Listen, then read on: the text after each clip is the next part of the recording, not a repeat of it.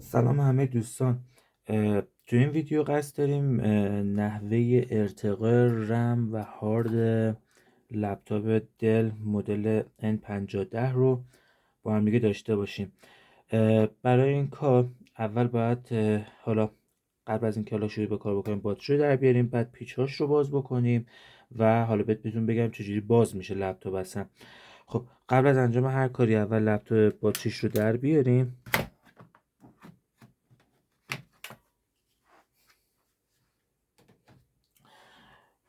4 تا پیچ هم زیر این پایه‌های پلاستیکی داره که اول باید کاور روشون رو برداریم،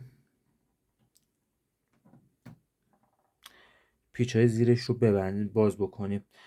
حالا من تک تک شروع می‌کنم باز کردن. فقط حواستون باشه که این پیچ‌های زیر کاور معمولا کوتاه‌تر از پیچ‌های دیگه هستن. حتما دقت بکنید که پیچ‌هاشون کدوم به کدوم هستن.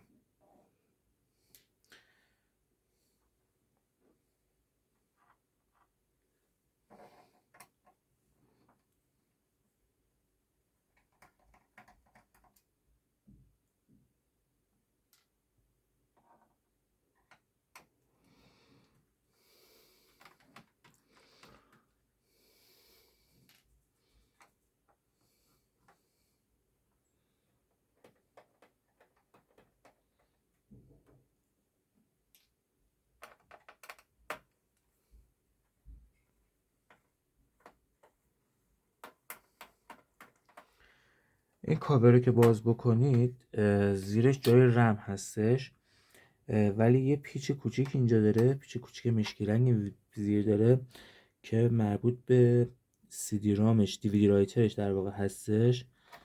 فقط دقت کنید که این پیچ و برقی قاطی نشه که بخواید DVD رایتر رو در بیاریم.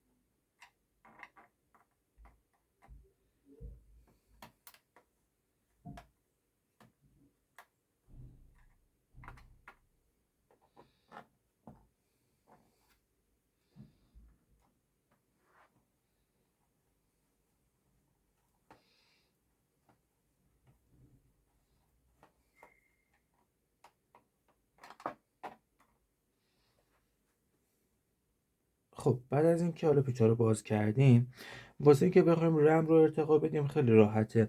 دو تا زامنه بغل رو باز میکنیم، رم در میاد و رم جای جدید جایگزین میشه. جایگزینش هم حالا شیار رو که داخلش قرار میدیم با یه فشار کوچیک بسته میشه. خب این تا اینجا. لپتاپ برمیگردونیم.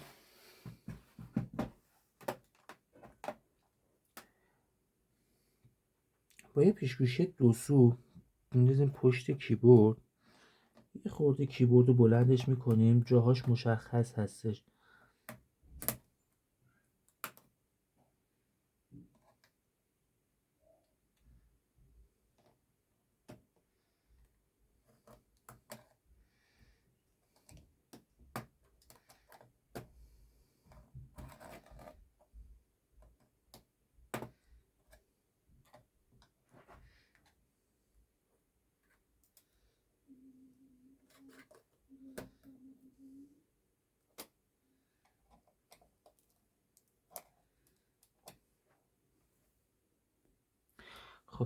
تیکه تیکه آروم کیبورد رو بلند میکنیم.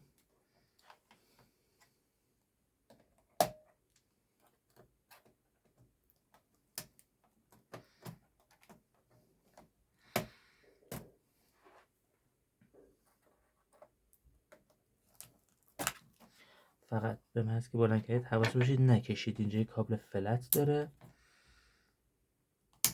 اینو باید جداش بکنیم، کیبورد در بیادش.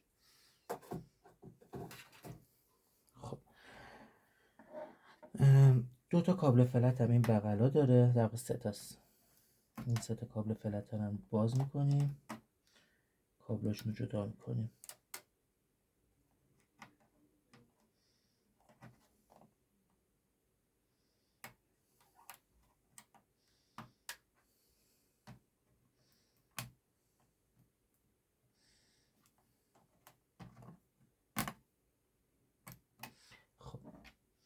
چند تا پیچ هم اینجا روی صفحه داره زیر کیبورد، اونا رو هم باز میکنیم.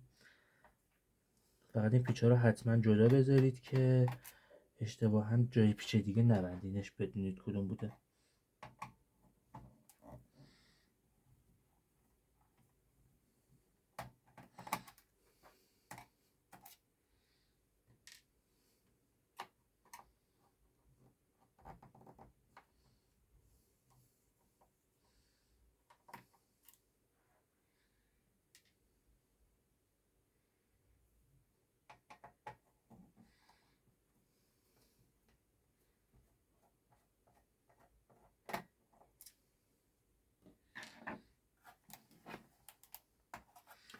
پیشگوشی 2 سو، این لبه ها رو یه خورده بلندش بکنید، خاراشون پیدا میشه دیگه، راحت میتونید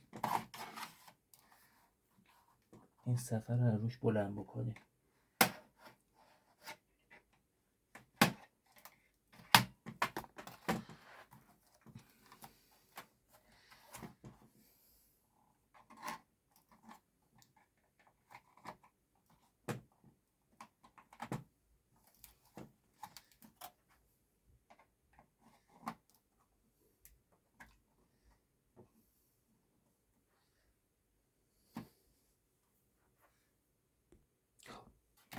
خیلی راحت در میاد. حالا میتونیم به کل مادربرد و زیر لپتاپ دسترسی داشته باشیم. این قسمت فن دستگاه هستش. حالا البته اگه بخوایم به خود سی پی یو دسترسی باید کل اینو برگردونیم زیر اون دستی داشته باشیم. شما واسه اینکه بخواید هارد رو ارتقا بدین، این چیز رو هارد رو یه ذره میارید بالا، میکشید عقب و هارد جدیدتون رو جایگذاری میکنید. یه قابلیتی که چیز داره این لپتاپ دارن اینه که شما میتونی حالا با یه تبدیلا یه هارد دیگه بهش اضافه بکنید، ولی خب حالا مشتری واسه این قضیه نخواسته.